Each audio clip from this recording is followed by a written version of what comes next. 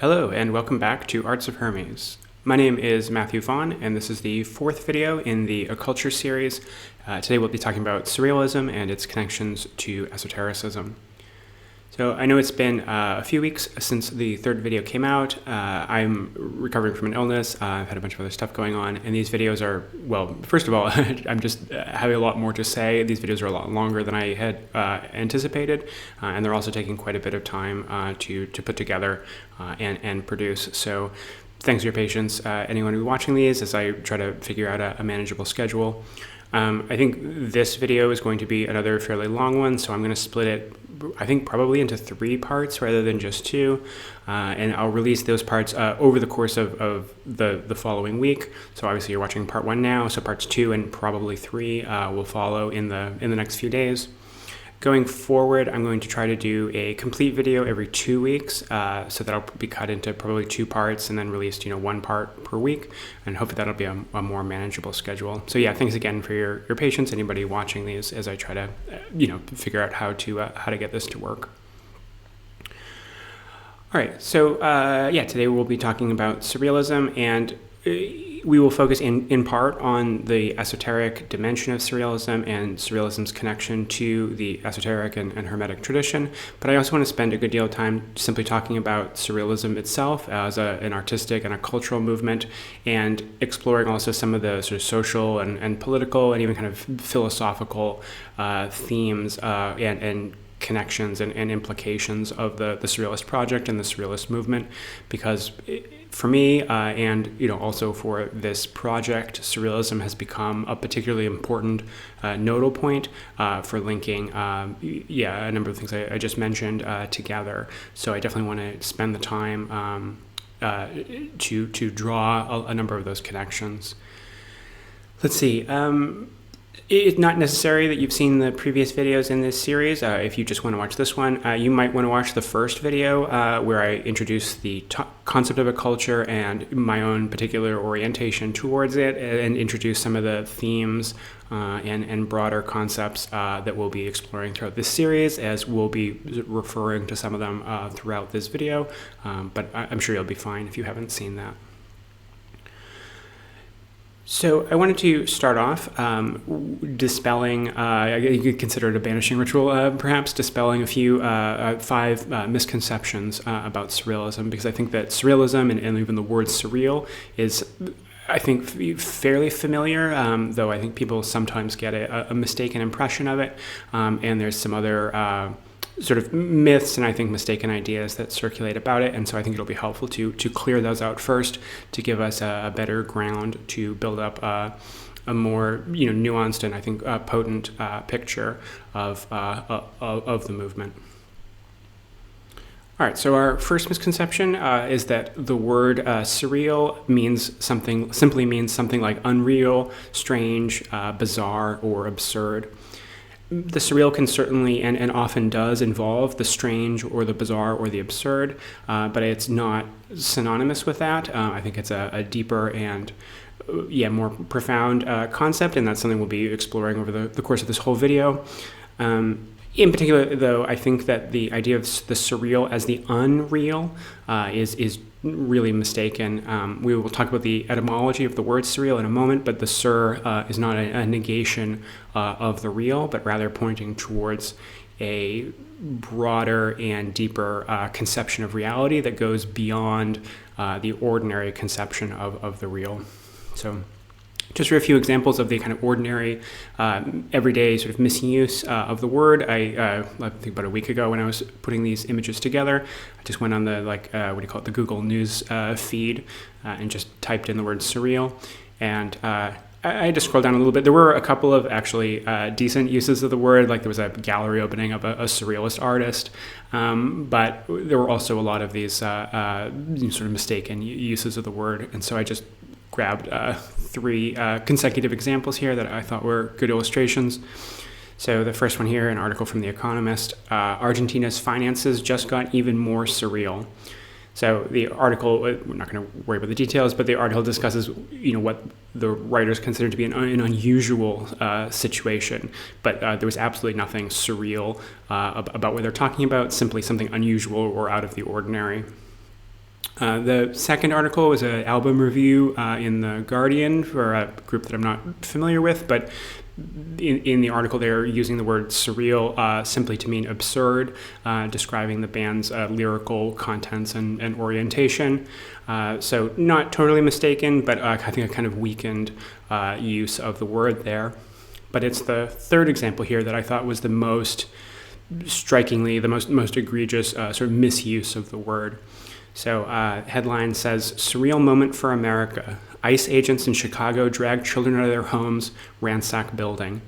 So I just found this rather striking that I have trouble imagining anything less surreal than, a right-wing police force, a nationalistic police force, terrorizing immigrants. That's, in a way, almost the opposite of the surreal. This is an enforcement of boundaries, through violence and hard, sort of demarcations, and the expression of a strong violent nationalistic impulse, which is really, as I think will become increasingly clear as we go through this video, that is absolutely the opposite of the surreal. So a good example, I suppose, of that word being wildly misused. All right, and then misconception number 2 is simply that Salvador Dali is not just a prime example of a surrealist, but even a good example of a surrealist at all. Although undeniably a very talented artist, Dali was only briefly affiliated with the Surrealist movement and really never on board with the Surrealist project at its most profound. Dali was never part or never really invested in the collective project of surrealism. His sort of egocentrism, narcissism, and his pursuit of his own individual fame and especially his wealth, his greed for money earned him the nickname, which is actually an anagram of Salvador Dali, Vida Dollars, which I believe was coined by the painter Oscar Dominguez. And that's how he was referred to by the other surrealists.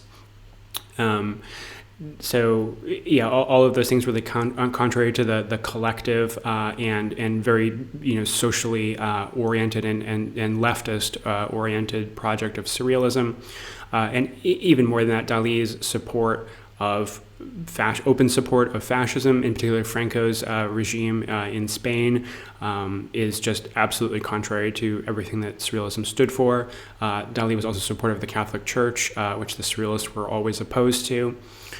This is true, I think, of many, though not all of his paintings, but certainly true of his public appearances and bizarre antics that are, I think they are certainly bizarre and strange and very intentionally and cultivatedly so, but I think are in most cases not genuinely surrealist acts, but rather a kind of a seeking of attention and fame and the cultivation of a very particular sort of public persona. Anyways, so let's just drop Dali as someone that we think about when we think about surrealism. All right, misconception number 3 is that surrealism was a style of painting back in the 1920s and 30s. So this is a misconception for several reasons. First of all, that it was a style at all. Surrealism was always something far more, even within the realm of painting. Surrealism was not a definable style. If you look at, as we'll do throughout the course of this video, a number of surrealist painters, there is nothing that stylistically unites them all in the way that, say, all the Cubist painters shared, although they each had their individual take, they all share, or Impressionism or anything else like that. There's nothing shared among surrealists, but it's rather an attitude, a project, and a commitment to a certain type of way of thinking about art and creativity rather than a particular style. Surrealism was also not even primarily a movement of painters. It was first and foremost a movement of poets, and even the idea that there could be such a thing as surrealist painting was something that had to be kind of worked out and developed as the movement throughout the 1920s, but it certainly did not start there, although I think painting is what we probably most quickly think of when we think about surrealism. Also, the idea that Surrealism was really only vital and active and important from the mid-1920s through then basically up until the outbreak of World War II is an idea that you'll get in a lot of accounts of art history, especially if you take like a kind of undergraduate sort of level art history course in modern art. You often get that sort of narrative where Dada ends, Surrealism takes over, and then that ends, and then basically abstract expressionism, primarily in New York, sort of takes over from there. But Surrealism, I think, in a lot of ways, entered its most vital and powerful phase after the Second World War, which is where a lot of standard accounts of art history really cut it off. I also got a quote here from Michael Lervy from his really interesting short book Morning Star on Surrealism, Marxism, Anarchism, Situationism, Utopia. So let's see. Lervy says, Surrealism is not, has never been, and will never be a literary or artistic school, but is a movement of the human spirit in revolt, and an eminently subversive attempt to re-enchant the world, an attempt to re-establish the enchanted dimensions at the core of human existence. Poetry, passion, mad love, imagination, magic, myth, the marvelous, dreams, revolt, utopian ideals, which have been eradicated by this civilization and its values. In other words, Surrealism is a protest against narrow-minded rationality, the commercialization of life, petty thinking, and the boring realism of our money-dominated industrial society.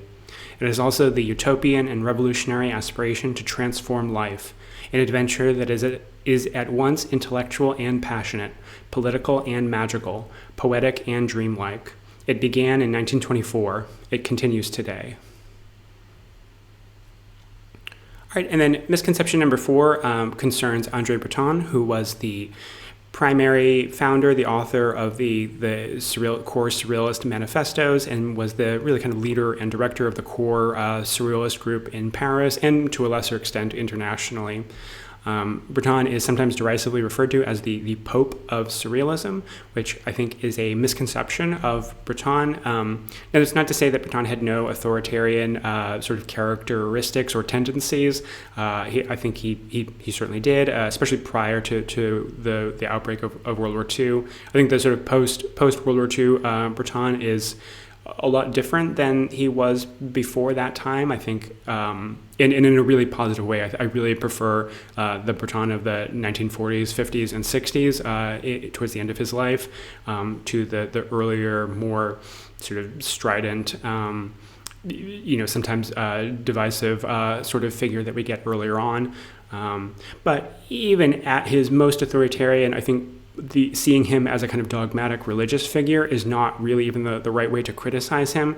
Rather than the Pope of Surrealism, I mean, we could maybe call him the Commissar of Surrealism. He's more like a kind of Leninist sort of party leader or something like that, which was about concentrating and directing the sort of the momentum and energy and keeping the movement unified, which I think in a lot of cases, the famous sort of expulsions that were made from the Surrealist movement, Salvador Dali's expulsion, for example, was absolutely, warranted and justified. I mean, expelling, fascists from the movement was, I think we should celebrate. Probably the majority of people expelled from the movement were simply expelled because they weren't committed to the project and were removed, to avoid the sort of dissipation of Surrealism's energies and to attempt to keep the project focused and directed, which, whatever criticisms we may have of some of the things that he said and did, and some of those expulsions, which a few of them I think were a bit petty, just over, disagreements and things like that. It obviously bore fruit. As we'll talk about, Surrealism very rapidly became an international movement in a whole number of different countries, and continued on for many decades, far and arguably into the present day, far outliving any other similar movement within modern art. All right, and then misconception number 5, that Surrealism was a movement of straight white men. So this is actually sort of 3 misconceptions, and we can sort of break them down, and we can maybe address them in order of how easy they are to overturn. So the idea that there was something inherently like white or Eurocentric about Surrealism is an idea maybe not that common, but I definitely have encountered it. And this is simply false. It is true that the early founding group in Paris in the 1920s were all white men, but Surrealism, as I've said, very rapidly became international with groups in sort of North Africa, the Caribbean, Japan, Latin America. So Surrealism very rapidly became extremely diverse, ethnically, racially, culturally, and far more so than any other similar movement arising out of the avant-garde movement arising out of the Western world. Even in the Paris group, there were non-white. There was a group of students from Martinique who were important participants in the Surrealist movement in the early 1930s.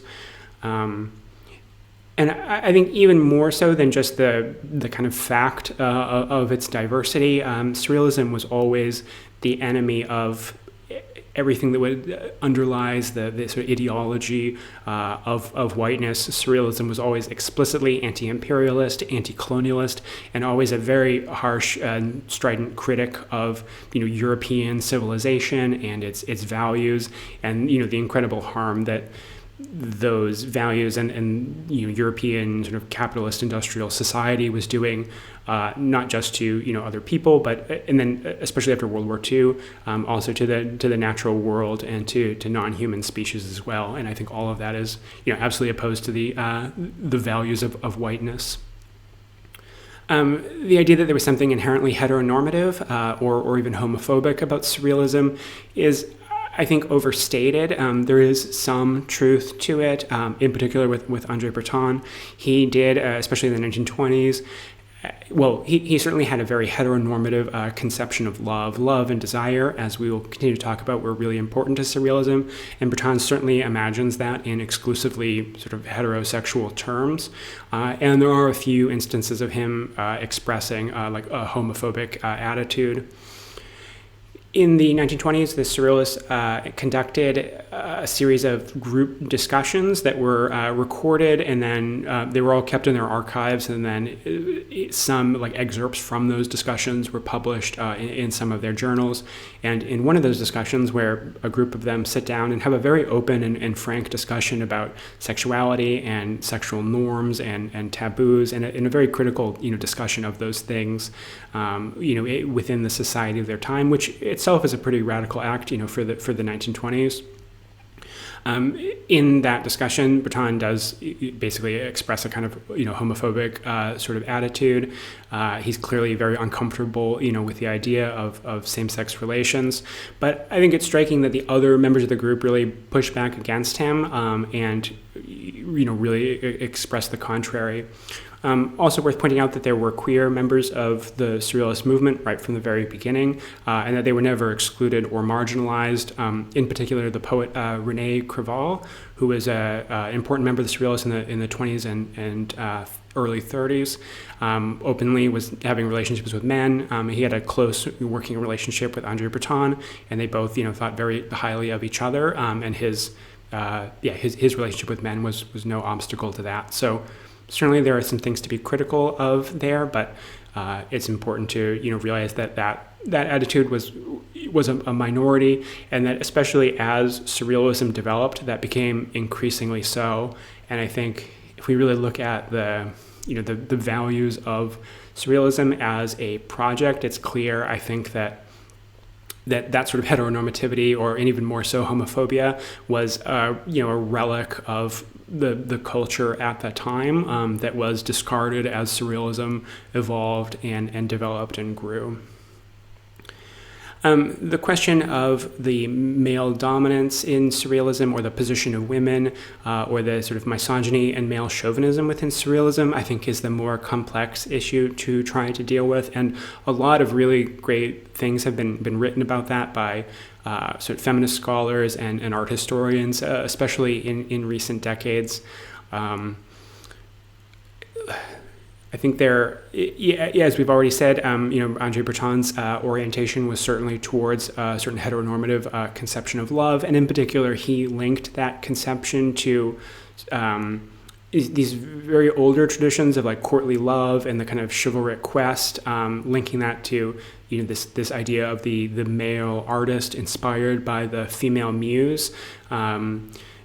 So there is certainly a sort of marginalization of women implicit within that attitude, and that certainly deserves strong criticism. But sort of like what we said about the sort of heteronormativity, it is also important to realize that surrealism, from its beginning, always included women, and then that within its movement, and that they were encouraged and supported within the movement, and that only increased through time.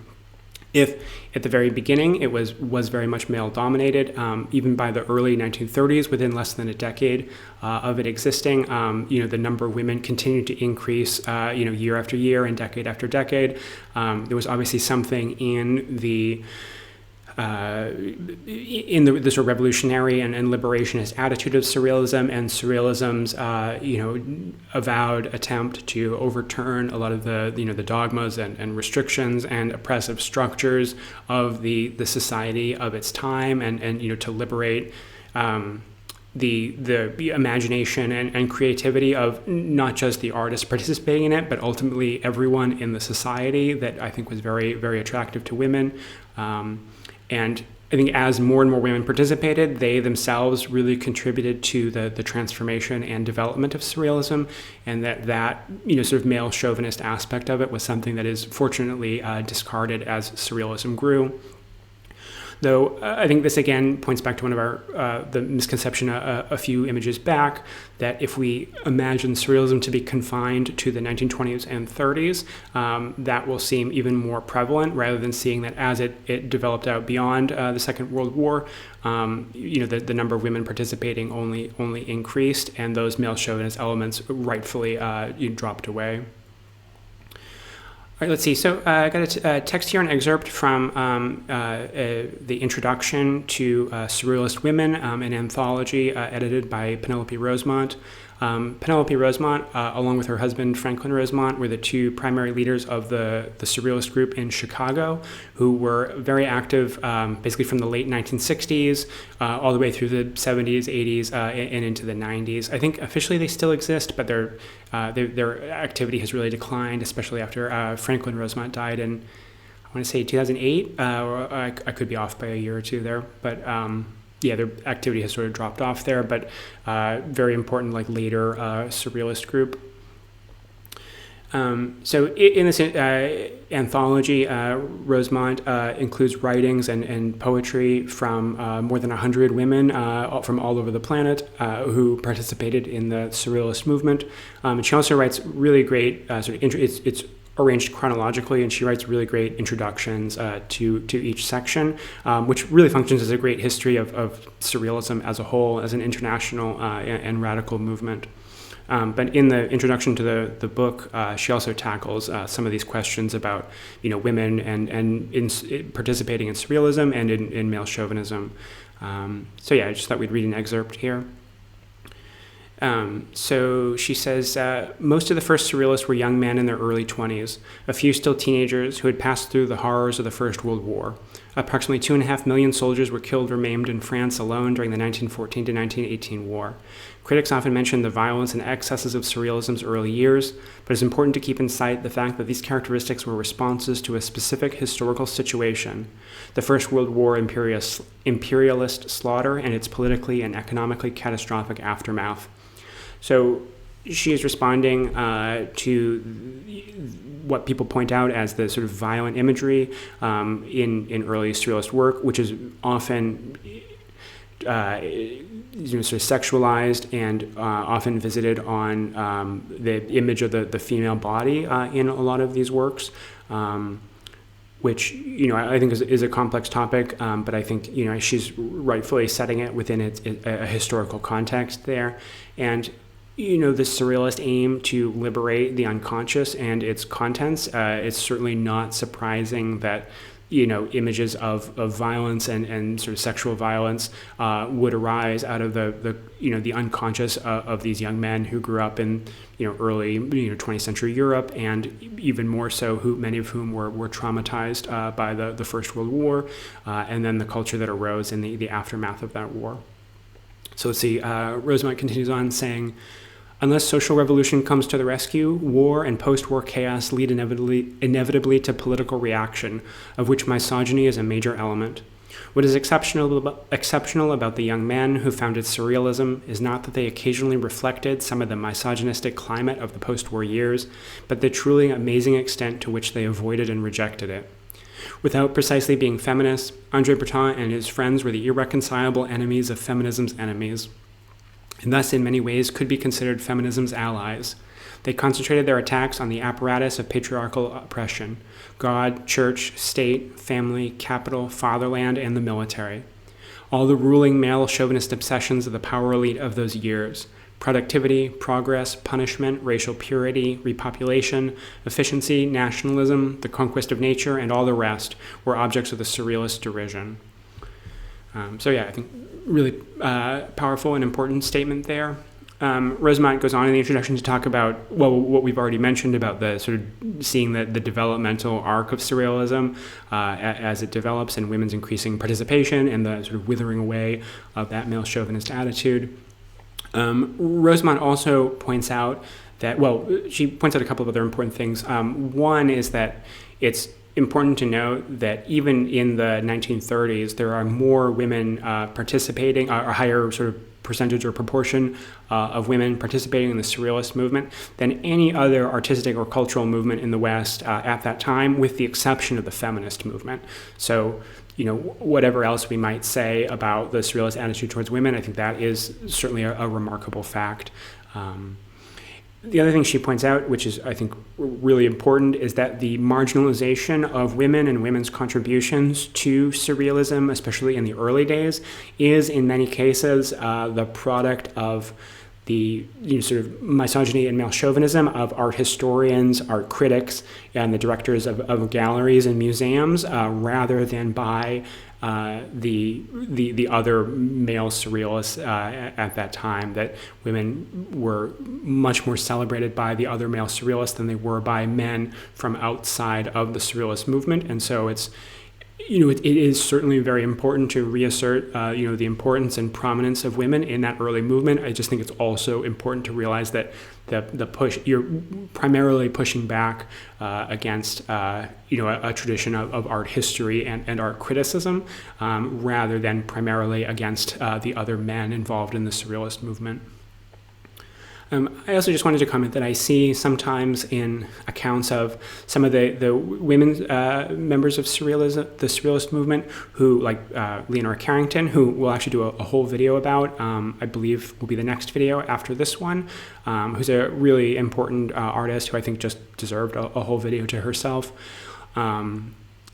In accounts of her or Remedios Varo or a few other women who've been getting more attention over the course of the last decade, I think there's sometimes in this move to say, look, Surrealism was a kind of male chauvinist, male dominated movement, and then to separate the women out of the movement, and say, well, and then these women who were part of that, or who should be considered part of that movement, they are separated out because of that perception of the male dominance of the movement, which really just reinforces that perception that any woman surrealist wasn't really a surrealist because surrealism was male dominated. So I think there's the attitude there to give prominence to people who had been women who had been marginalized by the sort of official art history is a really good one.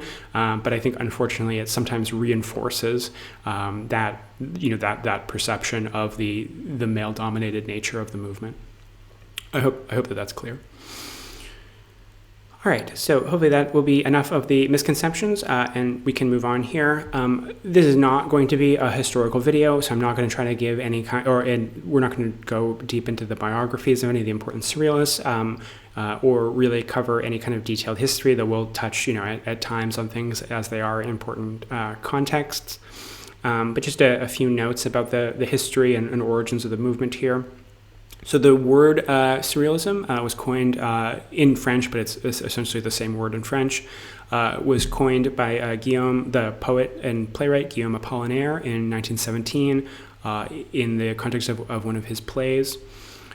So the word, well, obviously we get realism, but the prefix "sur" is essentially from the same as the prefixes like super or hyper or the German Uber. All those words come from the same Indo-European root. So it means over or beyond. We do have this, we don't sort of use this prefix so much in English to construct new words in the way that we do like super or hyper, but we do see it in English words like surpass and surmount, where it always means over or beyond.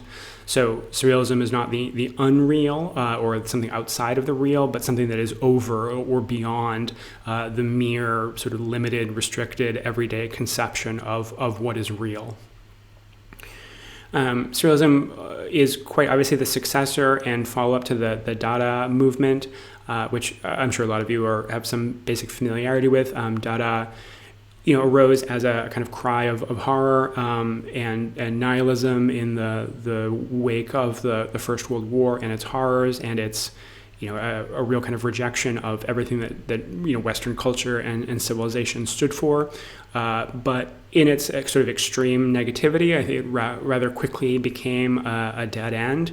And so I think surrealism is one of the things that we can say about surrealism is that it is an attempt to take a step forward and to not necessarily to reject the destruction and criticism of what needs to be destroyed and criticized, but also to construct and to have a positive vision of transformation and a transformed society. So in doing this, surrealism looks back to romanticism. André Breton would rather famously describe surrealism as the prehensile tail of romanticism. And surrealism also, as we'll touch on a few times in this video, drew also on the writings of Freud, in the psychoanalytic tradition, and on Marxist theory as well for its understanding of society and culture. Let's see, so surrealism, the manifesto of surrealism, which really sort of constellated or defined the movement as a coherent thing, was published in Paris in October of 1924. But André Breton, as well as some other writers like Louis Aragon and Philippe Soupal, had begun to experiment with using automatic writing, which was the part of and we'll talk a lot more about automatic writing and the sort of interesting sort of dual, almost contradictory sources of that practice for the surrealists throughout the sort of late teens and early 1920s. And then from the fruits of some of their experiments, the surrealist movement was essentially born. So as we've already said, the Surrealist movement began with poets and as a poetic movement, but quickly grew to encompass drawing, painting, sculpture, filmmaking, theater, music, and more. And in addition to simply artistic works, the Surrealists also wrote all kinds of theoretical texts that touched on aesthetics, politics, ethnography, psychology, esotericism, ecology, environmentalism, and the ecology and environmentalism became especially prominent sort of from the 1940s onward, and is quite ahead of its time there, really anticipating the rise of the environmentalist movement in the 1960s, which I think is important to recognize. So far more than a simple artistic movement, and it not at all limited to a style or even a particular medium.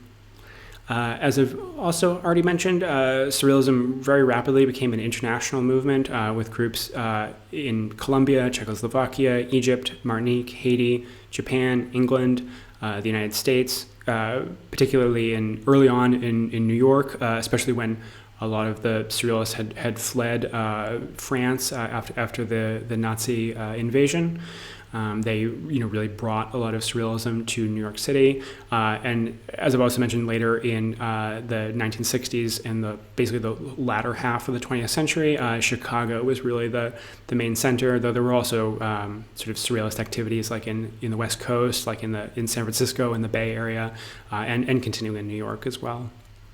Also Korea, Mexico, the Philippines, Romania, Syria, Turkey, and a number of other countries as well. So I think that's very striking, the international character of surrealism, which is something that has, I think, really begun to be more recognized, especially with some exhibitions, important like museum exhibitions that have happened in the course of the last sort of 10 or 15 years, really highlighting that international character of the Surrealist movement. All right, so let's start to move into more like the heart or core of this video, and we'll be looking at some core concepts of Surrealism and beginning to draw lines of connection between Surrealism and esotericism. But in doing so, we'll look not just at theoretical statements and even less at like secondary sources, but we'll also look at a number of examples of Surrealist poetry, writings, and examples of Surrealist art as well. So I just wanted to sort of frame beginning to take a look at some of these things. I'm not going to do like really detailed, thorough analyses or interpretations of any of these things, but just a way of framing the attitude towards looking at Surrealist work, especially for anyone who's maybe less familiar with Surrealism or other sorts of sort of avant-garde or experimental art. It certainly can be somewhat confusing or perplexing or disorienting. But I think this great quote here from Grace Palethorpe, I think is a nice way to frame all of that. So I'll just say briefly, Grace Palethorpe was an important member of the early British Surrealist movement. In addition to being a Surrealist painter, and we see one of her paintings there on the screen, she was also a practicing psychoanalyst. Originally, he trained as a medical doctor, as a lot of the early psychoanalysts do, but then became a psychoanalyst in the Freudian tradition, and practiced parallel, but often very interwoven and intersecting careers as a Surrealist artist and as a practicing analyst and someone conducting psychoanalytic research and writing papers for the Psychoanalytic Society in Britain. So this quote that we got here, I first encountered this quote as the epigraph to China Miéville's novella Last Days of New Paris, which is a really interesting writing that I might actually do a whole video about in this series. I think it's really interesting for a number of reasons. But I'll just say that maybe for a video about that entirely. But in the work that novel presents a really highly fictionalized account of the involvement of some of the members of the Surrealist movement in the French resistance, in the resistance and struggle against the Nazi occupation during World War II. So I think this quote has an extra sort of punch for me anyways, because of its context in the story of anti-fascist struggle. So I think it's nice to sort of hear that resonance in the quote here. So Palethorpe writes, "One overhears many reactions to Surrealist art, but the most pathetic of all is from those who ask, what am I supposed to see and feel from this? In other words, what does Papa say I may think and feel about this?" Which I think is a really great insight, that in that request to be simply handed a meaning or a significance from outside, to be told, what our experience of art should be like, that is sort of inherently a kind of submissive attitude towards an inherently patriarchal authority. But I think implicit within this quote is the idea that Surrealist aesthetics and the Surrealist approach to art is fundamentally opposed to that way of looking at art. And so there can't be something that you're supposed to see and feel and think about a work, because in a way that's part of what Surrealism is doing, is opposing that form or that sort of way of conceptualizing aesthetics. Some of you may be familiar with the sort of Marxist writer and cultural critic Walter Benjamin, and his one of his analyses of fascism is that a core component of fascism is the aestheticization of politics, that politics become aestheticized, and the sort of mass displays are an important part of what makes sort of fascism. But Benjamin recognized in Surrealism essentially the opposite, that in Surrealism it is aesthetics that become politicized, and so that even if there's no like manifest political content of surrealist work, simply the surrealist approach to aesthetics is necessarily and inherently contrary to a fascist or right wing orientation towards thinking about the nature of society and culture, and even the relationship between individuals and society. And the value and importance of culture. The kind of negative sort of proof of this is how much perhaps the Nazis hated the Surrealists. The Surrealists were certainly very prominent examples of the Nazi concept of degenerate art, and in that famous degenerate art exhibition that they held, which actually sounds like a really great exhibition. I mean, it's like the list of some of all the best sort of early 20th century like modern artists, but there's quite a few surrealists featured in that exhibition, and as I've said, a lot of the surrealists had to very quickly get out of France at the time of the invasion because they knew that they would be targeted. Of course, there were many of them. Some of them were Jewish, and many of them were also active participants in communist parties and radical leftist movements. So they absolutely would have been targets, and they in some cases were. We'll talk about a few surrealists who were actually captured by the Nazis during the occupation. All right, let's just keep moving on here. So let's see. This is an excerpt from the Manifesto of Surrealism, written by Andre Breton, which, as we said, this was the one published in October of 1924. So basically 101 years ago this month. So let's just read this, and then we can talk a little bit about it. So let's see. Breton writes, "We are still living under the reign of logic. This, of course, is what I have been driving at. But in this day and age, logical methods are applicable only to solving problems of secondary interest. The absolute rationalism that is still in vogue allows us to consider only facts relating directly to our experience. Logical ends, on the contrary, escape us. It is pointless to add that experience itself has found itself increasingly circumscribed. It paces back and forth in a cage from which it is more and more difficult to make it emerge. It, too, leans for support on what is most immediately expedient, and it is protected by the sentinels of common sense. Under the pretense of civilization and progress, we have managed to banish from the mind everything that may rightly or wrongly be termed superstition or fancy. Forbidden is any kind of search for truth which is not in conformance with accepted practices." Let's see, I'll just pause here. I think, first of all, this idea that experience is being banished by the realm of rationalism and logic, I think is a really interesting insight, and the expressed intent, to recenter on experience and to highlight experience, I think is an important part of the Surrealist project. Also, this idea that we've banished from the mind everything that may rightly or wrongly be termed superstition or fancy, and that those things have now become a kind of zone of forbidden knowledge, I think really helps to speak to why esotericism and esoteric knowledge and pursuits became so important to the Surrealists. Let's just continue on the quote here. So he says, "It was, apparently by pure chance, that a part of our mental world which we pretended not to be concerned with any longer, and in my opinion by far the most important part, has been brought back to light. For this we must give thanks to the discoveries of Sigmund Freud. On the basis of these discoveries, a current of opinion is finally forming, by means of which the human explorer will be able to carry his investigation much further, authorized as he will henceforth be not to confine himself solely to the most summary realities. The imagination is perhaps on the point of reasserting itself, of reclaiming its rights."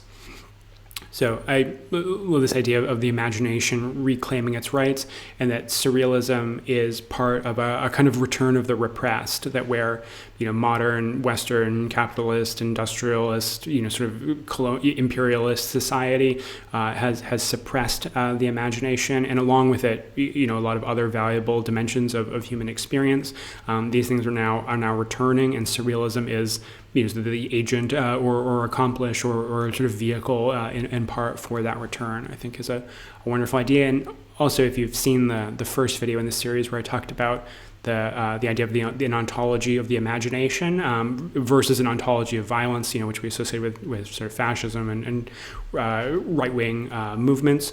I think that really resonates here as well, that Surrealism is explicitly aligned with that idea of an ontology of the imagination and that way of seeing the world, which implies that things are more than simply what they are, that possibilities and relationships and potentialities are always part of those things, that the unconscious is just as much, if not more, a part of who we are as the conscious, that dreams are just as important as waking life, and that all of that together is part of our experience and what makes the human reality and shapes our societies and all of that. And that there's something incredibly hopeful, and there's all sorts of potentiality for for the transformation of human life and human societies implicit within that recognition. All right, so he continues on in the manifesto and introduces a concept that will be one of the most important and central concepts, though also a somewhat slippery concept that's difficult to give a precise definition for. And this is the concept of the marvelous. Let's see, so Bertrand writes, "At this juncture, my intention was merely to mark a point by noting the hate of the marvelous, which rages in certain men, this absurdity beneath which they try to bury it. Let us not mince words.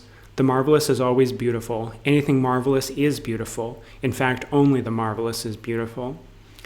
So this hate of the marvelous, is obviously a continuation of the line of thought of the sort of the dominance of logic and the repression of experience and any part of human life or any part of the world that doesn't fit within that regime of absolute logic and rationalism.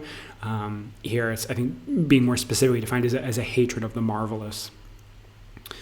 So a few clues that we get in the first manifesto to what exactly the marvelous is and what's meant by that term come a little bit later in the manifesto, where he writes, "The marvelous is not the same in every period of history. It partakes in some obscure way of a sort of general revelation, only the fragments of which come down to us. They are the romantic ruins, the modern mannequin, or any other symbol capable of affecting the human sensibility for a period of time." Let's see, so I think, first of all, it's just really interesting to note that the marvelous is something that is sort of historically determined, that what is marvelous in one era is not always marvelous in another. And I think that's an interesting thing to keep in mind, that what was marvelous 100 years ago, for the early Surrealists may not be marvelous for us today. And I think that's sort of an interesting exercise to reflect on of what that would be, what that would be for us now. So his example of the romantic ruins, as a sort of previous example of the marvelous, Bertrand would be sort of about as far, this manifesto would be about as far away, in time, in terms of time, from the height of the Romantic movement as we are now from the Surrealist movement. So yeah, I just think that's interesting to think about, what we might have now as the most prominent form of the marvelous. But the example of the romantic ruins or the modern mannequin here in this context doesn't mean that the way that the word mannequin ordinarily means is a what do you call it? The sort of model that's used in sort of shop windows for displaying clothes or whatever. But mannequin here means like an artificial human. Whether that's a sort of golem or robot or any other kind of animated thing. This is an important concept from in Freud's concept of the uncanny, that things that transgress the boundary between animate and inanimate are an important or a sort of central example of the uncanny, which for Freud is always something that is simultaneously familiar and unfamiliar. Like it's something that is the German word unheimlich, uncanny, literally means like unhomely, that it's something that is very sort of intimate and close to us, but is repressed from our awareness. So the return of the uncanny that is very closely linked to the return of the repressed that we saw with this idea of the kind of the reassertion of the imagination against its suppression.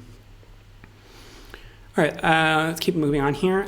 So got two quotes here from two different Surrealist writers. The first and longer one is from a really wonderful essay by Pierre Mabie entitled "The Marvelous: Basis of a Free Society," where he not only reflects on the nature of the marvelous and gives us some really potent images of it, but also talks about some of the broader kind of social and political implications of the marvelous. So let's see, he writes, extending beyond the limits of space and time, the marvelous seeks to destroy barriers. It is the struggle of freedom itself against everything that holds it back or tries to destroy or weaken it. The marvelous is tension, something rather different from routine, mechanical work, tension that is passional and poetic. So this, I think, again, really resonates with the idea of an ontology of the imagination, where that sort of the rationalist and logical sort of cultural regime that we can associate with the concept of the ontology of violence is all about setting up barriers and making separations between this and that, and defining reality in terms of sort of fixed, complete, static, separate individual realities, whereas the marvelous is something fundamentally opposed to that, which Mabie is also linking to freedom itself and the constant sort of reemergence or reappearance of freedom. All right, in the next paragraph here, he writes, "The marvelous takes advantage of every weak spot in the structure of our understanding, just as volcanic fire seeps through faults in rock. It illuminates the attics of children. It is delirium's strange lucidity. It is the light of dreams, the green lightning of passion. It flashes over the masses in times of revolt. And it is also the conjunction of desire and external reality, the disturbing instant when we are in tune with Earth itself, when individual and planet agree." So this last part about the conjunction of desire and external reality is something we'll come back to in just a little bit in this video. I think in the first part there's just some great images here, and touching on, I think, a number of important sort of surrealist interests and sort of touchstones. The interest in childhood and the inherent creativity of children. The idea of an attic is obviously a sort of potent, sort of psychological image of things that are sort of forgotten and repressed. Delirium's strange lucidity, a kind of inherently contradictory sort of idea of the lucidity of delirium. Also touching on surrealism's deep interest in altered states of consciousness and awareness, and the intentional production, almost in a way not unlike a sort of Zen koan, of a seemingly paradoxical statement that gives us a kind of flash of recognition or insight, where we jump beyond our sort of the ordinary limitations of our understanding and our the sort of limitations of our ordinary categories for processing experience. And then, touching on passion, dreams, and also the sort of political dimension here too, about flashing over the masses in times of revolt. All right, and then let's see, the third paragraph here, resonating with some of the things we've already said from the manifesto on the previous few slides. Human society takes a dim view of such phenomena and states of mind. I'll start over. Human society takes a dim view of such phenomena and states of mind. It locks up the mad. It laughs at dreams and premonitions. It rules out of order everything that does not immediately find its rational explanation. It relegates the marvelous to an elementary theatrical activity, or to allegory, or the fantastic, or other cheap phantoms. So again, that impulse to sort of push down or relegate or just sort of narrowly define, or in a weakened form, this movement of the marvelous and the freedom of the imagination. All right, and then the last line here, he says, "In my view, Andre Breton's definition remains best. The imaginary is that which tends to become real." So again, touching on what we've been talking about is an ontology of the imagination, that the imaginary is not simply the unreal or that which does not exist, but it is that which is invested with the potential for transformation and for the birth of the new into the world. That the imaginary is actually that which tends to become real. All right, and then the other quote here this is from Louis Aragon's novel Paris Peasant, which is an important surrealist novel from the 1920s. before Aragon eventually actually left the Surrealist movement and sort of affiliated himself essentially with the sort of Stalinism of the Communist Party in the 1930s. But this is from, before that. So Aragon writes here, reality is the apparent absence of contradiction. The marvelous is the eruption of contradiction within the real. Contradiction is something we've talked about a few times over the course of this series, and is fundamental to dialectical logic, which is a kind of logic that goes beyond the sort of ordinary rules of like Aristotelian logic, where things are either A or not A. In dialectical logic, A and not A is always not A, and not A is also A, that things include what they are not and are defined by what they are not. Things are in the process of transformation, ceasing to be what they are, becoming what they are not. Things can be sort of defined by relationship.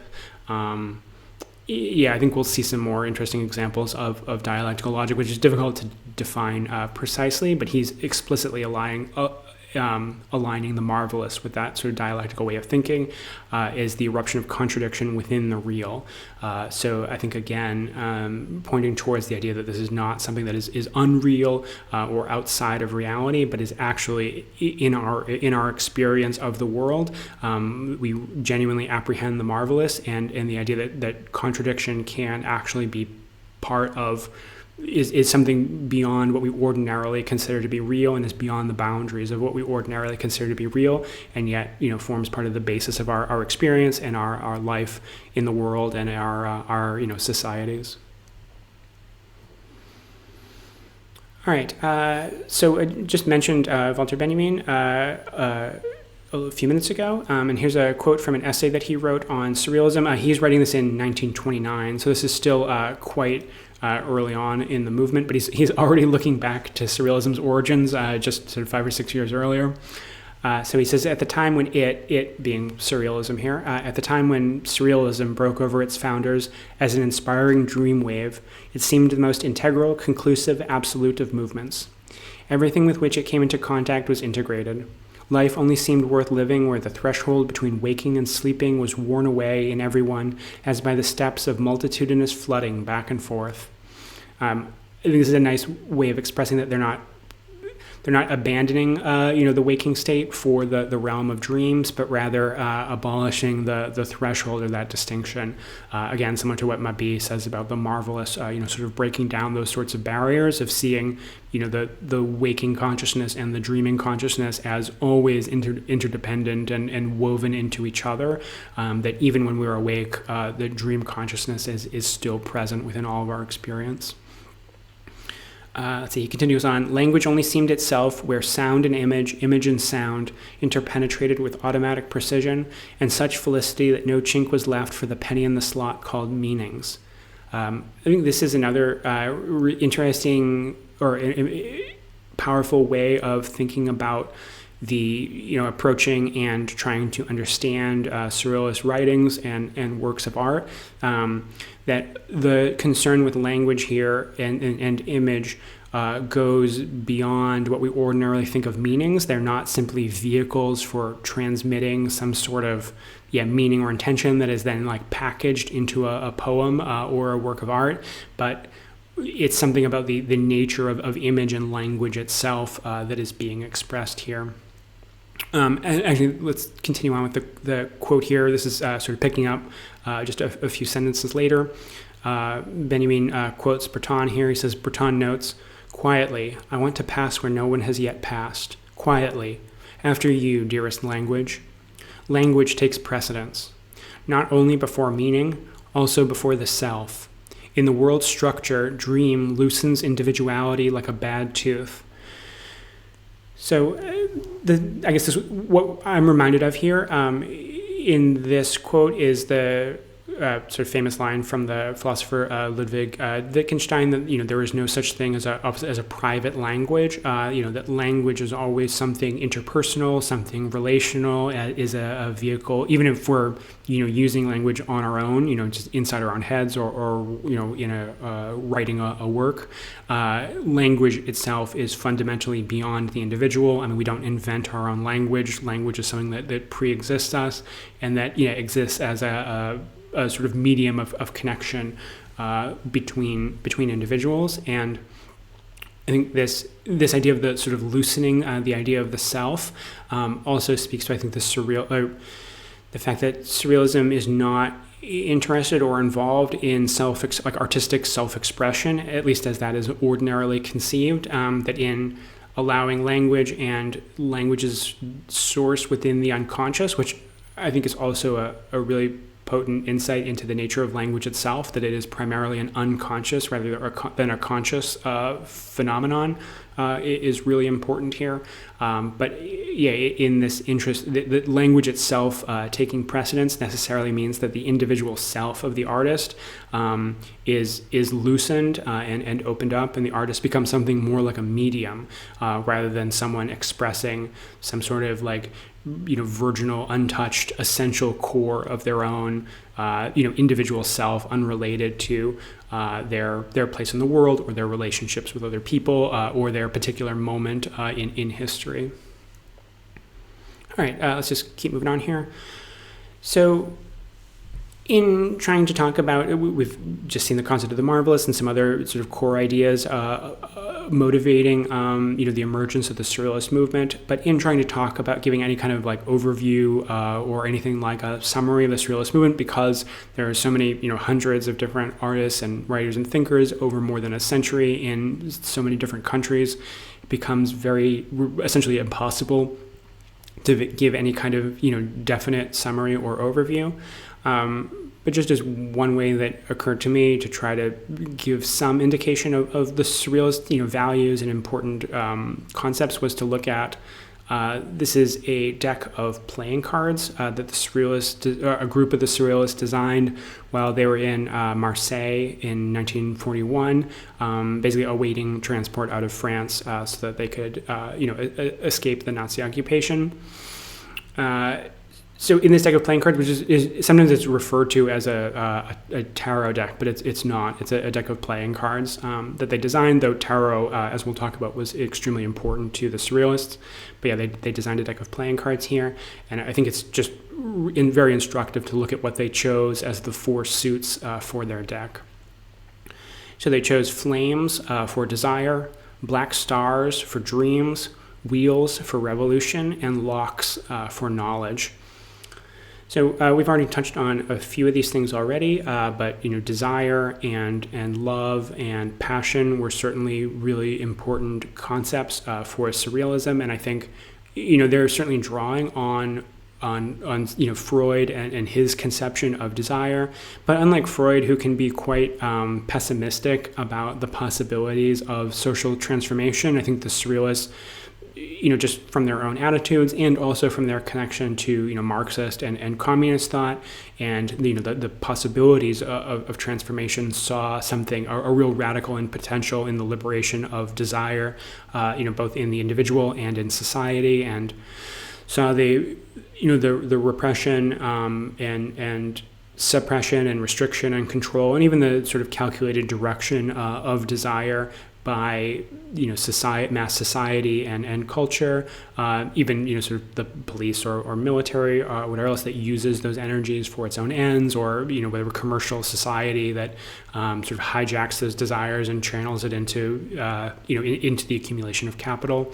That all of these things are part of deeply tied up with what's wrong, with Western society and culture. And so the liberation of desire becomes not just something, personally important for individual artists or members of the movement, but something really connected to a broader social transformation. And I think this really anticipates a lot of what ideas that become really important in the counterculture of the 1960s and 70s.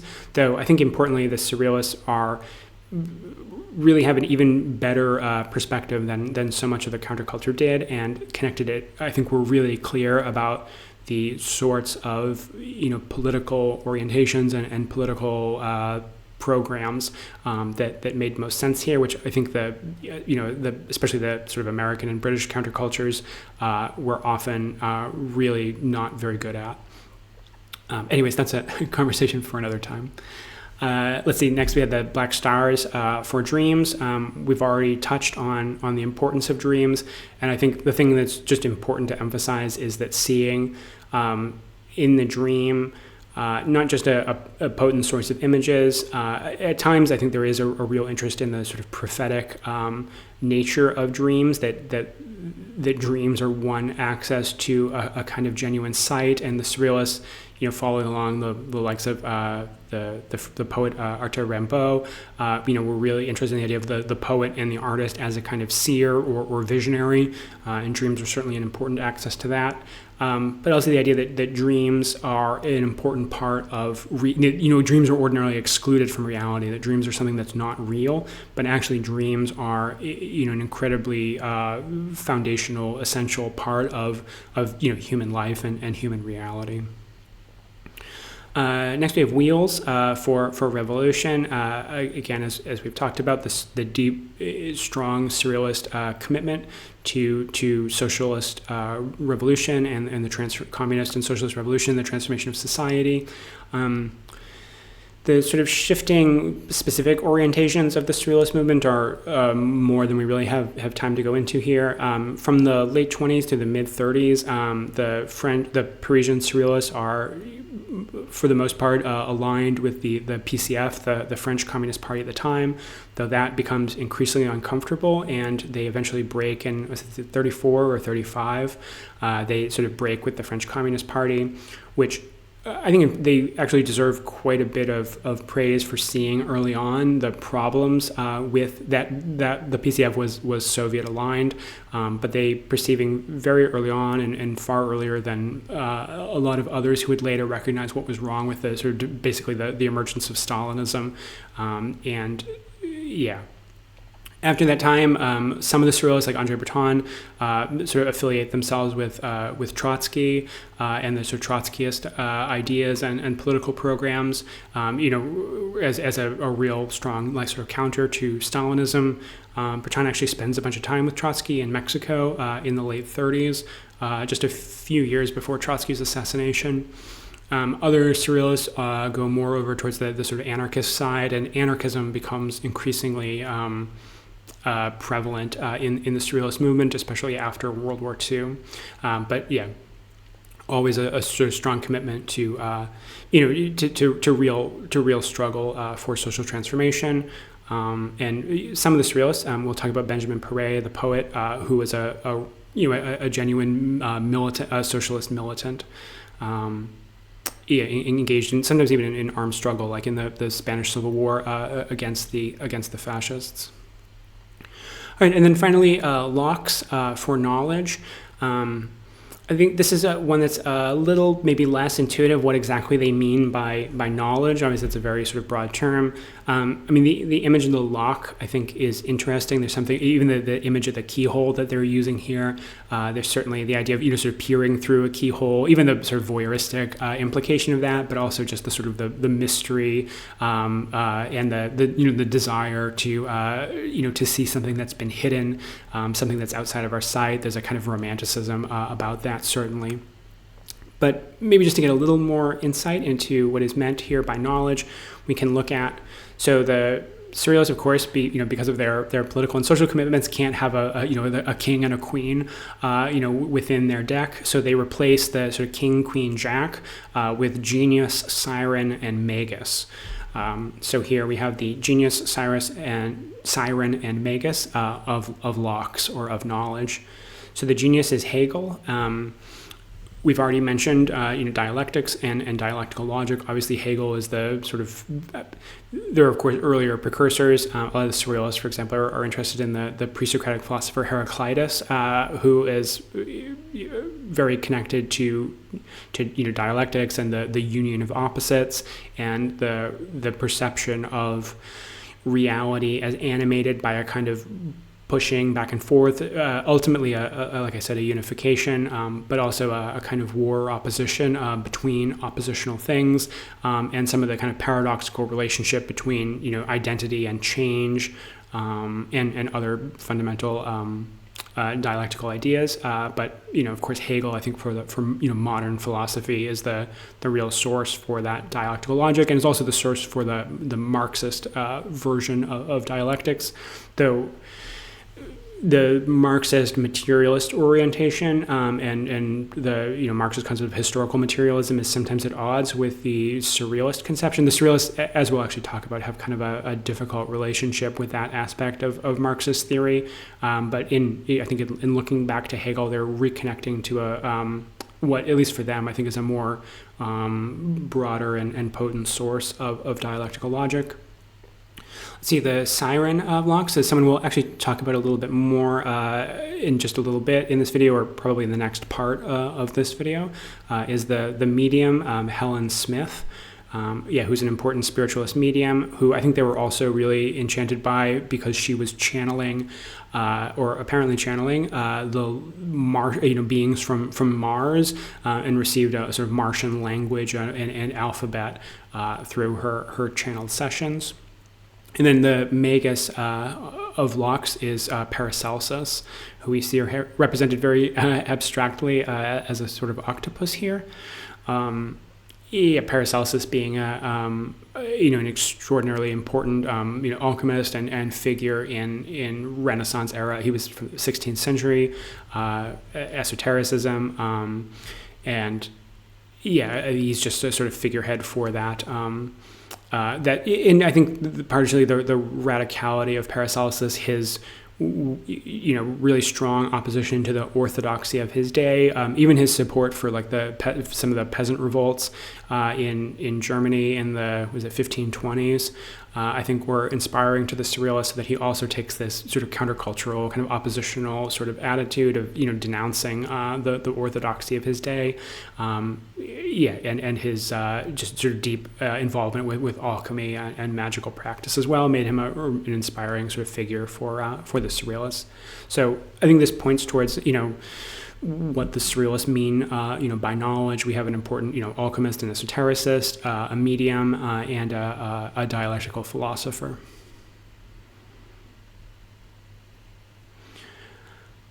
All right, so let's see, just continuing on with looking at some of the core concepts of Surrealist practice. Here we have a quotation from the Comte de Lautréamont, who also features in the tarot deck, and we'll see a few more of the face cards, not every single one they did, but we'll see a few more of the face cards as they become relevant to our topics here. So this is, Lautréamont is the genius of black stars, or the genius of dreams. So Lautréamont, the Comte de Lautréamont was the pen name of Isidore Ducasse, who was a French writer in the late 1860s, who died quite young, I think just in his mid-20s. Only completed one full-length work, which was the novel Les Chants de Maldoror, The Songs of Maldoror, which is sometimes just referred to as Maldoror in English. Maldoror is something in the tradition of like the Gothic novel. The sort of the main figure, sort of the anti-hero figure, Maldoror, is obviously owes quite a bit to someone like Melmoth, the Wanderer, from the Gothic tradition. Though Ducasse is really taking the sort of strange, blasphemous, transgressive elements that are found in Gothic literature, and really exaggerating them and focusing on them and pushing them into a whole other sort of level. And that's, I think, really the sort of transgressive and even quite sort of shocking nature of the hero Maldoror, and his opposition essentially to the world, even to God, who exists but is a kind of horrific monster in the book, and the really like the dark humor that comes out, which is quite important for the Surrealists, is the idea of black humor, which is a term that was actually coined by André Breton. It was a hugely important inspiration for them. The novel Maldoror, or Les Chants de Maldoror, had been essentially forgotten after the time it was published, never really got a lot of attention, but the Surrealists rediscovered it and helped to popularize it and make it sort of far more known today than it was when they discovered it. Interesting to note also that Maldoror became an important reference point in a lot of sort of industrial sort of works for groups like Coil, who we talked about in the second video in this series, as well as some related groups like Nurse with Wound and Current 93. A lot of those musical groups have a bunch of references to Maldoror, so he remains, in that book remains, I think, a really important touchstone for a certain sort of sort of the darker and more sort of deeper zones of counterculture throughout the 20th century. So, anyways, this is a quotation from the novel Le Chant de Maldoror that is particularly important to the Surrealists. So in this quotation here, where there's the description of the handsomeness of a particular young, not Maldoror, but a particular young man here. So we read, "He is as handsome as the retractability of the claws of birds of prey, or again, as the uncertainty of the muscular movements of wounds in the soft parts of the posterior cervical region, or rather as the perpetual rat trap, reset each time by the trapped animal that can catch rodents indefinitely and works even when hidden beneath straw, and especially as the fortuitous encounter upon a dissecting table of a sewing machine and an umbrella." So I think what's so important for Lautréamont, beyond what we've already said, is his really shockingly radical use of language that I think really anticipates surrealism and is a huge inspiration for so many of the surrealist writers. So here we apparently have the description of how handsome this young man is, and yet the actual things that he's been compared to are extremely seemingly ill-fitting, and even the language being used. I mean, this the retractability of the claws of birds of prey, this sort of naturalist or biological sort of language, the posterior cervical region, drawing from medical texts, which Lautréamont was actually partially like appropriating medical and scientific texts, actually just taking bits and pieces of those texts verbatim into his works, which was also an important inspiration for their collage elements. Later on would be a big inspiration also for the Situationist International and their practice of détournement, of taking texts and images, appropriating texts and images, and then modifying them to give them new meanings and significances. Lautréamont was a huge inspiration for that as well. It's the main thing, though, that I wanted to focus on here was the sort of the final comparison, especially as the fortuitous encounter upon a dissecting table of a sewing machine and an umbrella.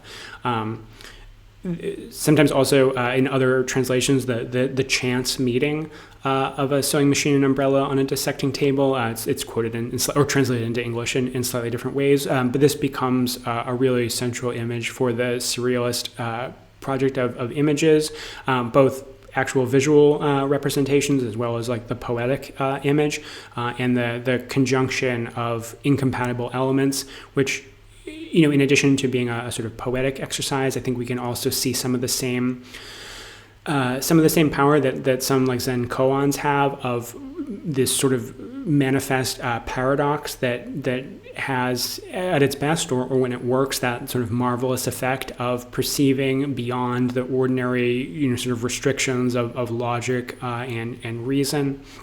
And I think there's even a sort of alchemical dimension here too, with the idea of the unification of opposites, the bringing together of opposed things and unifying them into a marvelous, magical substance that like the marvelous, transcends those ordinary boundaries and is imbued with a kind of, magical, inspiring, transformative properties.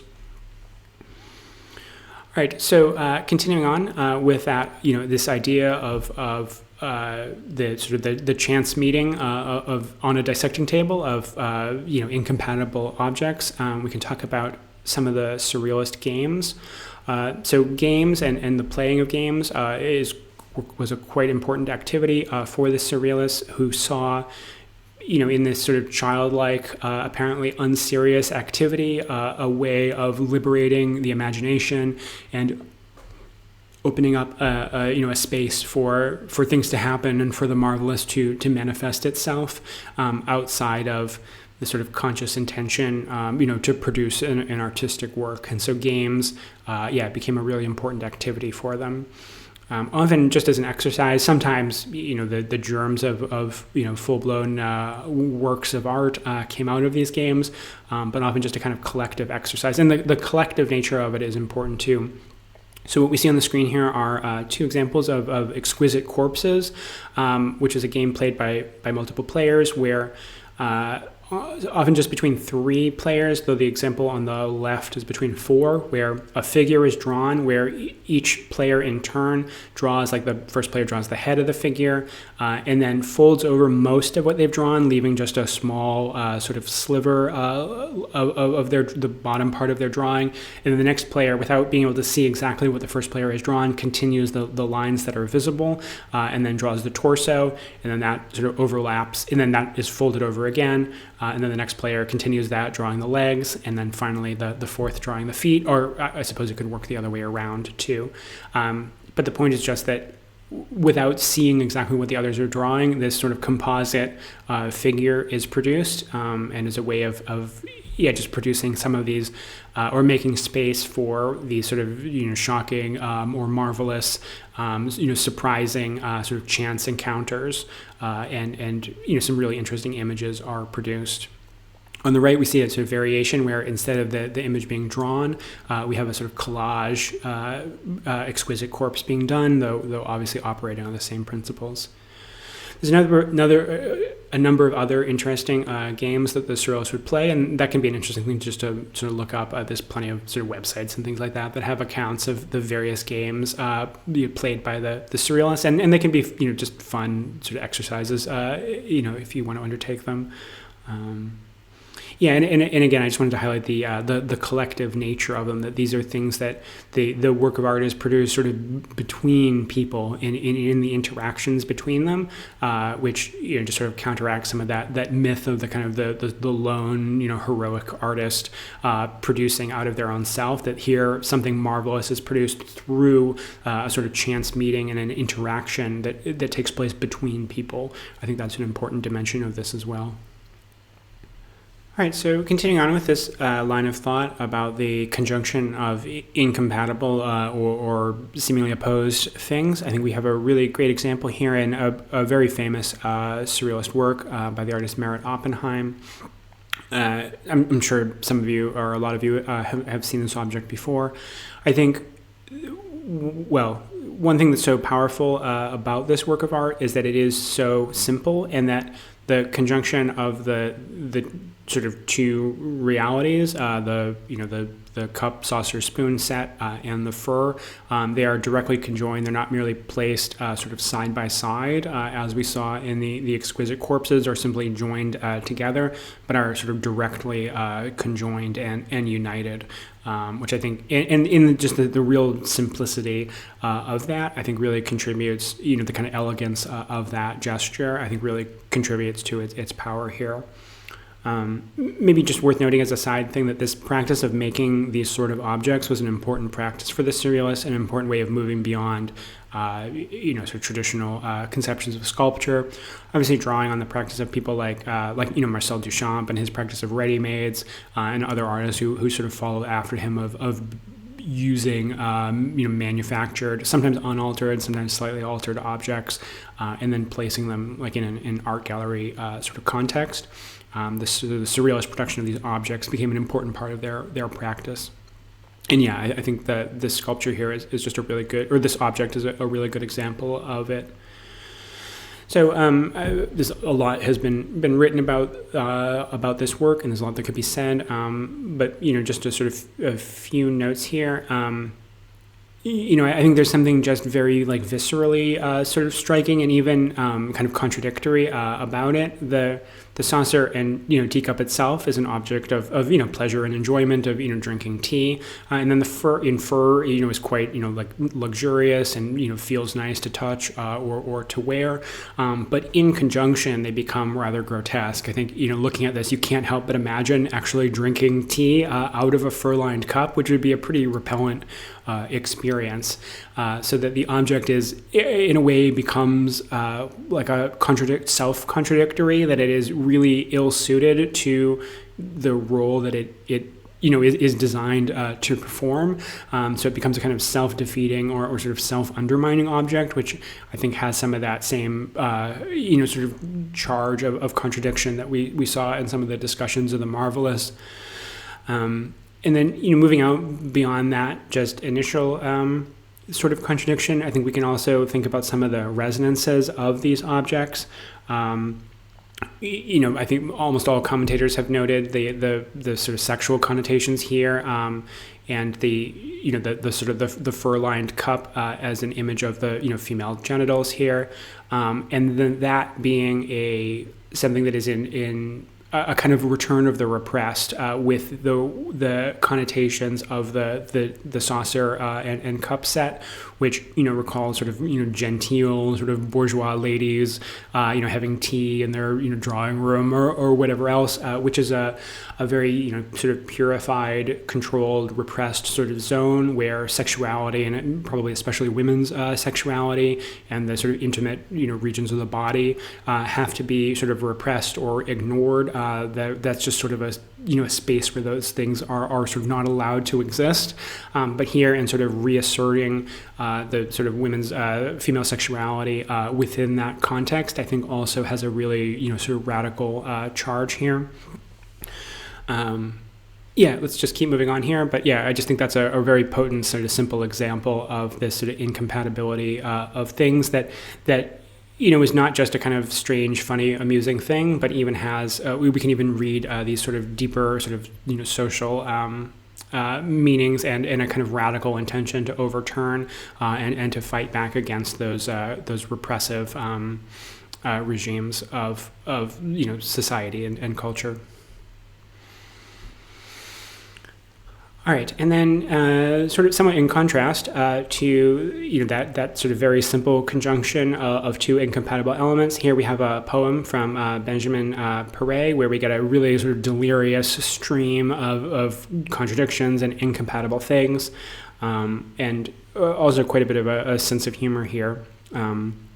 Perret, as I mentioned, was, and I think this is quite a striking thing, especially as context for his poetry. Perret was always a revolutionary first. Perret sort of fought he was a member of a number of militant sort of communist and anarchist groups, and fought in the Spanish Civil War against the fascists, and that sort of militant political struggle always came first for him. But then in his practice of poetry, I think he quite strikingly avoids like direct expression of those political ideals, and really just engages in a sort of pure poetic practice, which is something we will talk about a little bit later when we talk about Claude Cahun and some of her ideas about the sort of manifest and latent contents of poetry, because I think this is a nice example of that too, but we'll come back to that. So anyways, I'll just read the poem here. The poem is titled 1,000 Times. Among the gilded debris of gasworks, you will find a chocolate bar that will flee at your approach. If you run as fast as an aspirin bottle, you will end up way behind the chocolate, which upsets the countryside, like shoes with holes, on which a traveling cloak is thrown, so the passerbys aren't frightened by the spectacle of this nudity, which makes the teeth chatter in the boxes of face powder, and the leaves fall from trees like factory smokestacks. And the train passes without stopping at the little station, because it isn't hungry or thirsty, because it's raining and it doesn't have an umbrella, because the cows haven't come back yet, because the route isn't safe and it doesn't like to meet drunks or thieves or cops. But if the larks lined up at the kitchen doors to be roasted, if water refused to cut the wine, and if I had 5 francs, there would be something new under the sun. There would be loaves of bread on casters which would smash in the police stations. There would be nurseries for growing beards where sparrows would raise silkworms. There would be in the hollow of my hand a small, cold Chinese lantern, gilded like a fried egg, and so light that the soles of my shoes would fly off like a false nose. So the bottom of the sea would be a telephone booth where no one would ever receive a call. So yeah, it's sort of delirious and quite humorous sort of string of images and incompatible ideas here. One of the reasons I chose this poem in particular was I think that although there's no sort of late or like explicitly sort of political context, we can I think necessarily hear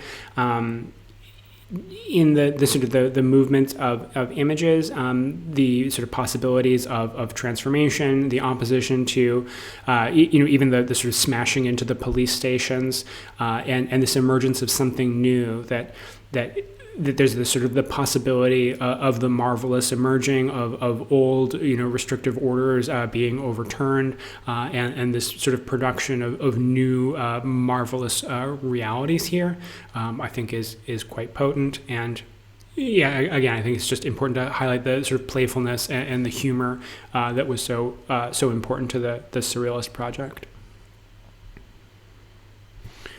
All right, another poem here. This is from the important, somewhat later, younger generation Surrealist poet, Joyce Mansour, who grew up in Egypt and then came to Paris and was an important Surrealist poet especially in the 1950s and 60s, though she continued writing up until her death in the 1980s.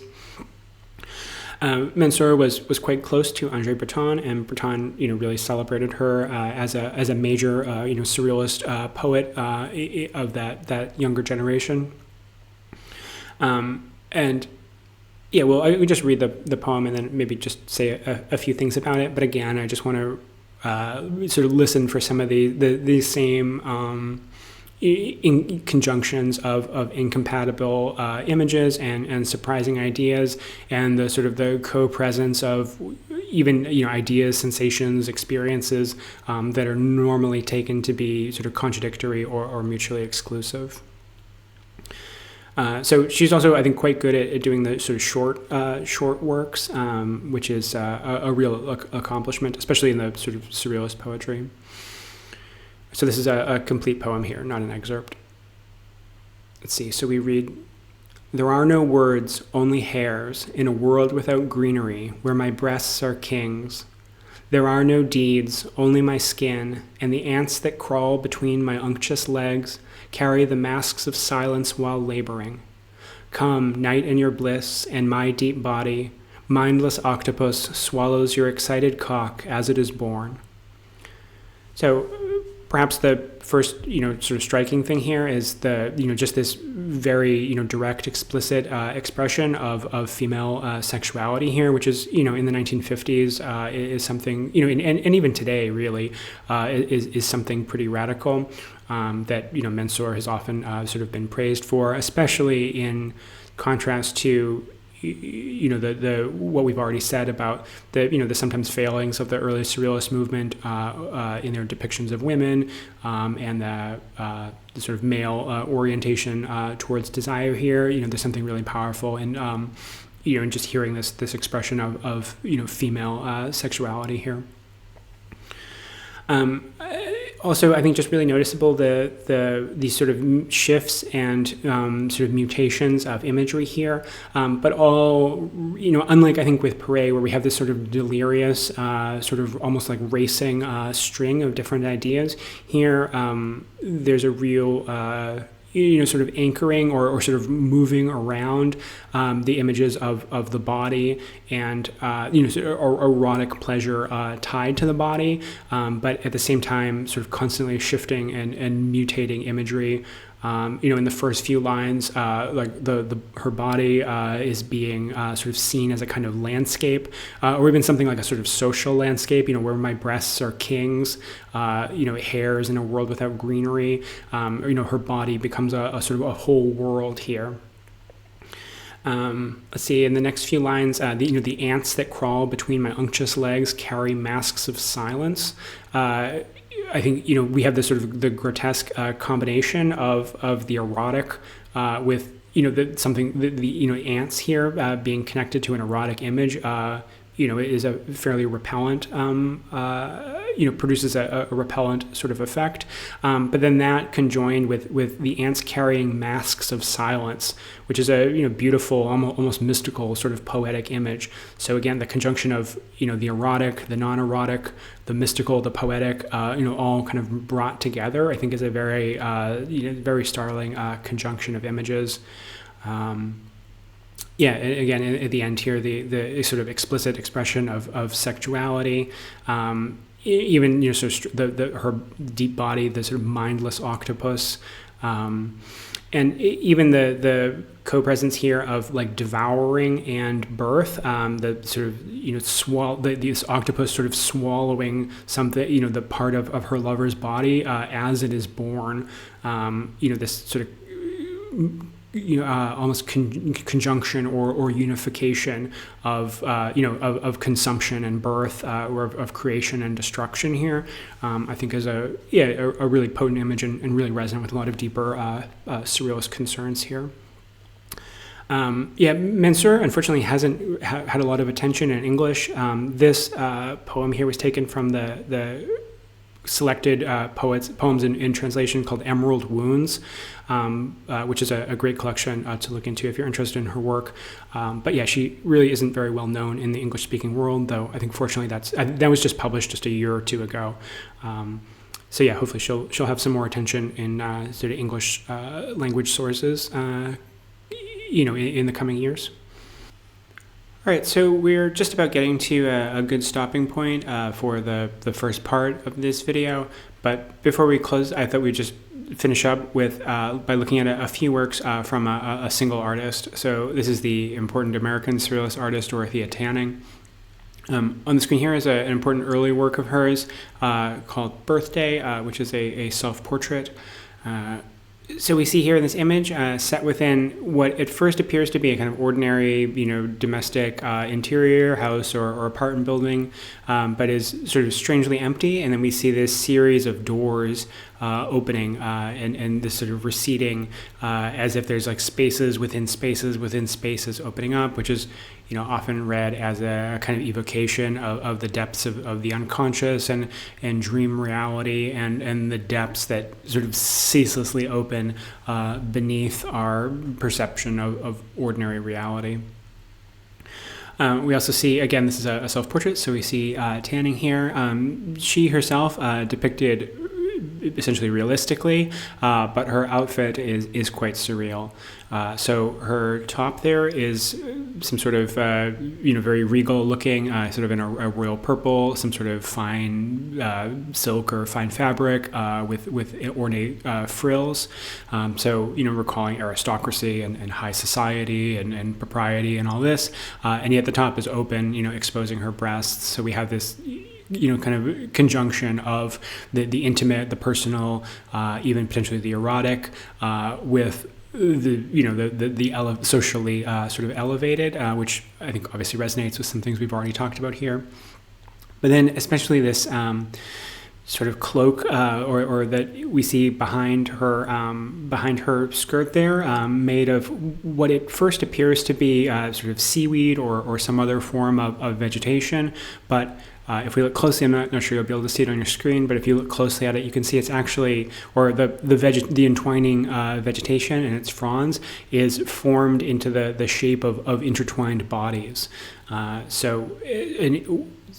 think a pretty sort of surreal image, this crossing of the boundaries between, the human and the vegetal, but then being worn as an article of clothing. I think it combined with the other things she's wearing, definitely produces a surreal effect. We also see standing in front of her here a sort of fantastic creature, a lemur with wings. These sort of hybrid animals and fantastic animals are a common thing in a lot of surrealist paintings. We certainly see them in other works of Tanning's, we'll see a number of other examples of them throughout the coming parts of this video, and also in the following video when we talk about Leonora Carrington. We'll definitely see more hybrid creatures there, and this, which is again a form of the conjunction of incompatible things, the sort of the crossing and dissolving of boundaries, which I think is especially powerful when it's not just the combination of different animals, but even different sort of orders of reality, whether that's like plant and animal, or animate and inanimate, or in this case, an article of clothing that is also a plant, that is also a mass of bodies. And there's something sort of repulsive about the sort of the texture and the idea of wearing these kind of strange, like sort of slimy looking sort of seaweed things. But then the bodies themselves having a kind of like erotic sort of charge to them, I think is quite sort of striking and touches on that quality of the marvelous to dissolve boundaries and to manifest contradiction. Tani, in addition, she's definitely most well known as a painter, but she was also a poet and a writer, both of more like theoretical texts, but also of literary fiction as well. So this is from an excerpt from a fairly short work of hers entitled Blind Date, which if you want to read the whole thing, you can go to the website of the Dorothea Tanning Foundation, dorotheatanning.org, which is a great archive of images, and a lot of her poetry and writings and some timelines and biography and things like that are all on the website if you're interested in learning more about her. All right, so so in this excerpt we read, "Woman, when you lie with the cat who grins obscenely, the red-eyed dog with the hairless human arms, when you gaze with your veiled eyes at the many-armed calamari and helplessly desire him, when you swoon at the thought of the exquisite wound carved in the light of a phosphorus moon, do you then imagine you are sleeping? Is it possible each night to embark on that motionless, vicious lake, to roam the interstices of that melancholy, monster-ridden park, and still refuse to accept the name that guides your steps?" So, worth noting, there's some unusual spelling going on here. In particular, we have the motionless lake here. The word, it's sort of unless it's simply a typo on the website, but I'm going to assume that this was, in how she wrote it, that this was intentional. A kind of conjunction of the word viscous and vicious there. And then also the spelling of what I assume is the word calamari, but spelled perhaps as if to evoke the word calamity. So there's even a kind of surreal, even at the level of language and spelling, we have a kind of surreal effect of multiple words sort of mutating into each other, or strange sort of hybrid words. That I think it's really interesting to see that directly at the level of language and her use of language here. I think calling back to some of what we said earlier about the surrealist interest in language and the even that sort of the materiality of language, the chance involved in that in any particular language, two words should be spelled similarly or should have a similar sound, which of course is what a lot of poetry is based on. The rhyme and rhythms are all sort of accidental features of language that aren't inherent to the words that they are found in, and yet poets take advantage of those sort of material, sort of chance elements of language, and find sort of significance or power and really the material for poetic and literary works in that element. Let's see. We also in the imagery that we get here, we see a lot of sort of hybrid images. The red-eyed dog with hairless human arms is a sort of strange, kind of disquieting hybrid image. Also, this sort of desire crossing between kingdoms, between realms of being. Evocations of the dream state, nighttime, the moon. Even the conjunction of the word exquisite with wound, an exquisite wound is certainly a surreal image all on its own. The phosphorus moon, the state of sleep and dreams and nighttime and sort of enchantment and mysterious landscapes. And the interest in the monstrous here, I think, is quite evocative. Monsters always being something that are are contradictory or manifest various sorts of contradictions. And I know that Tanning was very inspired, like some of the other surrealists as we've mentioned, was very inspired by Gothic literature. And I think we can hear, some of that, some of that inspiration here in this passage. All right, here's a couple other pretty early works of hers, a painting one from 41 and one from 1942. These works are also fairly well known of hers. I think they're also interesting because they touch on, or at least recall, one of the more problematic ideas or images of women that we find in Surrealist writings, especially in the writings of André Breton. There's the concept of the femme enfant, the woman child, who is a kind of idealized image of a certain type of woman who retains a sort of childish sort of innocence and vitality, a contact with the marvelous and with the imagination, but is often positioned as a muse who inspires the male artist. And so I think we should remember the important role given in the reverence given to children and to childhood in Surrealist thought, and not be too quick to just sort of overly simplistically condemn, the infantilization of women here. As some historians have pointed out, there is, even though the concept rightfully deserves criticism and is not, I think, any kind of liberationist image of women, for this day and age. But there is, something in it, at least of potential of recognizing something, within the feminine or the feminine image that inherently resists patriarchy or is unable to be sort of circumscribed by that sort of patriarchal order of domination. There is a sort of potentiality there, and I think we get something that is quite reminiscent of that in Tanning. But here, and I don't know exactly how much she was actually thinking of the concept of the femme enfant when she was making these works, or what her own particular stance toward that concept was.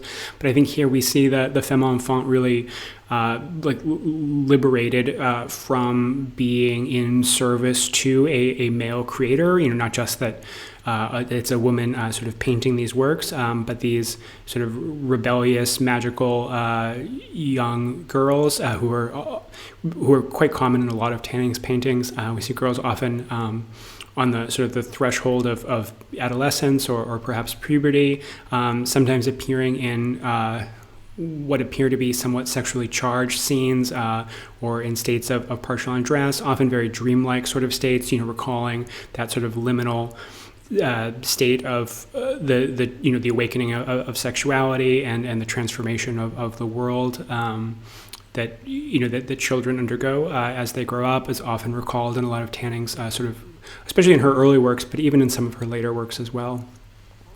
So yeah, I just think this is a nice example of images that touch on some of those more problematic sort of male chauvinist sort of ideas found in Surrealism, but use them for a very different purpose here.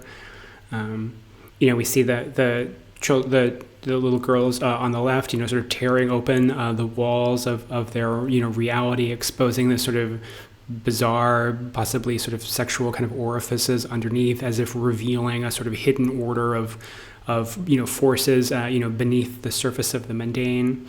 On the right, the girl sort of covered in flowers here, and also seemingly weaving a flower out of string, and also looking quite directly out at the viewer, as if asserting a kind of magical creative power that is all her own, rather than being a sort of source of inspiration for a male creator.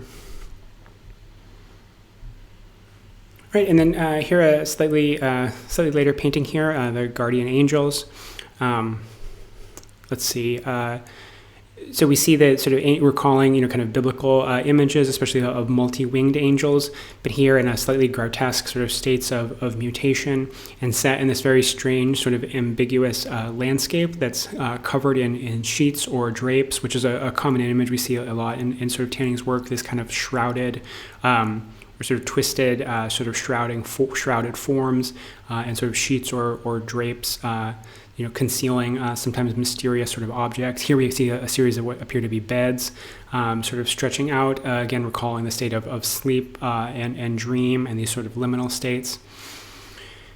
You may not be able to see it, but on the bed that is like directly in the center, in the foreground, we see the feet of a young girl, recalling the feet that we saw in the previous image there.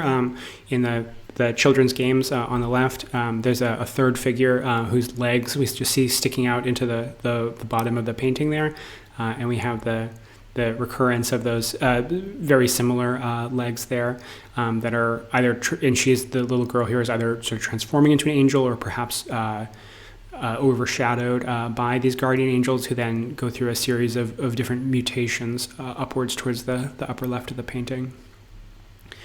So obviously there's a sort of angels are an important part of both, like Western religious tradition as well as sort of esoteric tradition as well. And, Tanning certainly saw a spiritual and magical power in her own works, sometimes describing them in sort of visionary terms, and seeing in them a real, sort of quest for transformation and vision, and a way of working with the deep, sort of mysterious forces of life. And nice quotation here from her that I hope will maybe frame or set us up for some of what we'll begin to talk about in the next part of this video. So she says, am I a surrealist? Am I a sophist, a Buddhist, a Zoroastrian? Am I an extremist, an alchemist, a contortionist, a mythologist, a fantasist, a humorist? So just interesting sequence of ideas here, right? That surrealist is perhaps equivalent or related to things like Buddhist or Zoroastrian or alchemist, mythologist, contortionist, fantasist, humorist. These all are aspects of surrealism that we've already discussed throughout this video. Must we artists bow our head and accept a label without which we do not exist? The underlying ideas of surrealism are still very much with me. They are in the backs of a lot of other minds too, even in those so young as to have known only the records, the hearsay, the debris. So you see, sort of, paying homage to the longevity of surrealism and its deep and pervasive influence there, both in her own life and outside of it. And I think also this will be, when we look at the esotericism within surrealism, I think it's nice to keep this attitude in mind, that the exact boundaries between artistic practice and spiritual or magical practice or alchemy are difficult or impossible to define, and ultimately I think unimportant to a lot of these practitioners who don't see any need or purpose to make those sorts of distinctions. But again, I also just think a nice sort of conjunction of things related to surrealism here, from Buddhism to alchemy to mythology to humor.